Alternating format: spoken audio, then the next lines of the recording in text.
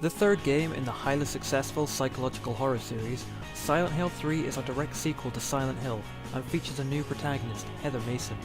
Being thrown into a nightmare straight from the start, Heather begins to learn of her eerie past and comes to terms with who she really is. What are some of Silent Hill's greatest factors are its art style, dark tone and story, the ability to touch on taboo subjects and the amazing atmosphere it gives and brings player into the nightmare world instead of just the protagonist. Personal problems and very real subjects are brought up and tackled head on. Representations and interpretations are everywhere. In this video, I'll be covering the different box arts that were released in Europe, North America and Japan. This is the European cover for Silent Hill 3. As we can see, it features the protagonist Heather Mason staring at the viewer with a haunted look on her face that's heavily distorted through the use of shadows, low contrast colours, and a unique look of a faded old photograph. Instantly, the game is conveyed as being a horror and full of fear. The cover begins to tell us a lot about the story already.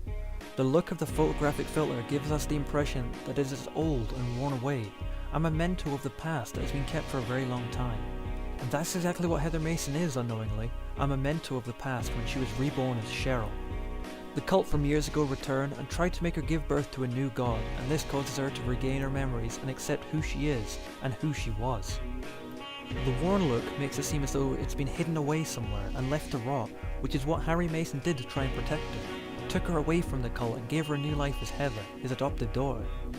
Secrets hidden behind this cover story is also shown in the cover by having the shadows darken one of Heather's eyes, so that it almost looks missing, representing that half of her life was lost to her, blind to the truth. You could also say that the shadowing on her skin makes it look like it's rotting, wasting away and burned, similar to the wounds and scarring that Alessa suffered from. The text font for Silent Hill 3 is exclusive to this game as well as its American and Japanese counterparts, and does not share it with the other two games that came before it. As Silent Hill 2's font seemed to be connected by web-like strings, it represented connections and the feeling of trapping something. 3 feels quite different from that. This box in particular has all the letters single and on their own as if to be separating them, which is much like how Heather is splitting and accepting she is both the reincarnation of Alessa Gillespie and Cheryl Mason. The blurred effect seems to represent time and shows that it's always flowing forward, and it's only a matter of time before everything starts to catch up with her, showing you cannot outrun your fate, which goes well with the overall eeriness of the box. And here we have the North American cover. I find this one, along with many other covers of North American origin, to be fairly bland and pretty plain, with nothing terribly exciting or enticing. Instantly we see the protagonist Heather looking slightly worried to the camera, standing in a room that's very reminiscent of various places in the nightmare world indicated by the metallic structures, fences and rusted textures. To give it its unique credit, this one still has a meaning behind it, and that's the feeling of entrapment, which all the guests of Silent Hill feel upon entering. The rusted chain-link fences are very similar to ones you find in prison and immediately gives the feeling of being caught and not able to escape, which is what it's like to be Heather, who must face the reality of who she really is underneath and her unknowing facade. As with a lot of the Silent Hill games, the colours of dark red, orange and shades of brown mixed with limiting darkness do a good job of representing hell and the nightmare-like places as shown in the game through the other world. The long row of light boxes attached to the ceiling shows that there is a path to follow. Will it lead to the escape of the town, or something different entirely? It's something she must go through, and this young woman is determined to do so to avenge her father, who is killed at the hands of the cult leader. I feel though as if the box is quite unbalanced in its proportion of how Heather is placed upon it, having her take up the entire right and half of the left side of the screen, only leaving a small amount of the left hand side to show anything else which just happens to be where she is. As with the problem of the European's downpour cover, it just feels rushed and done at the last minute. It doesn't look like they even bothered to put any shading or filters over Heather to make it look like she's in the room she's supposedly standing in, which again just makes it seem entirely out of place. I can't say I see much meaning or representation in this box art, apart from 2 things. 1, Heather being trapped in Silent Hill, and 2, which is more to do with the design side of things, Heather looks out of place. It doesn't look like she's in that room at all, which I guess could be seen as, it's not really Heather. She's not in a right place.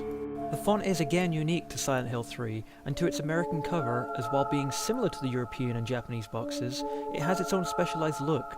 The letters are spaced out and in single file and seem to have protruding spikes of distortion coming from them, as if to show that something's not right. Something is definitely wrong. And finally we have the Japanese cover of Silent Hill 3. The Japanese cover is the only one to show any kind of weapons or violence by having Heather hold her trusty handgun, which she receives at the start of the game. From here, the game shows that the young woman's in danger, scared and alone, which is a perfect advertisement for a survival horror game. Looking closely behind Heather against the tiled walls, we can see various kinds of objects. One notably seems to be the well-known icon of the Silent Hill series, Halo of the Sun, used as a save point in 3. Another could also be Vatael, a demonic-looking angel of the Order.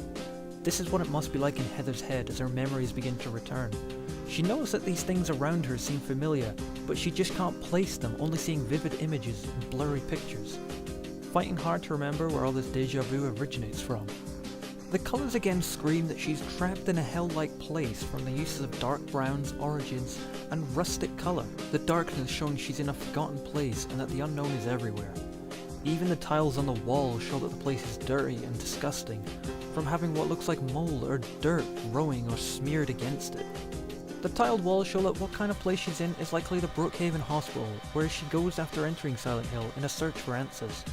Showing this place on the cover is important as not only does it represent a large fear that people have of hospital settings, which are perfect places for horror games, but gives a small hint on her identity as part of Alessa, as she spent 7 years of her life hidden inside a hospital basement.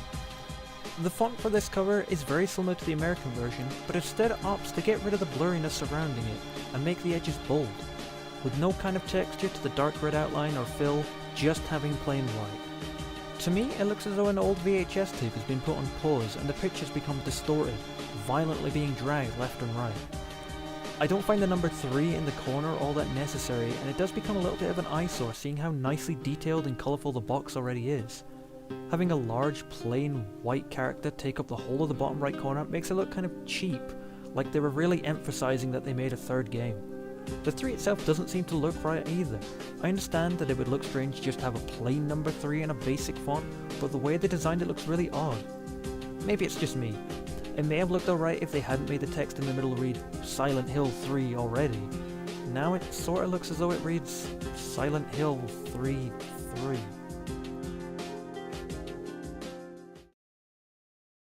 What's good about the box arts of the third game is that they're all visually different and have something each to offer, but all have one thing in common.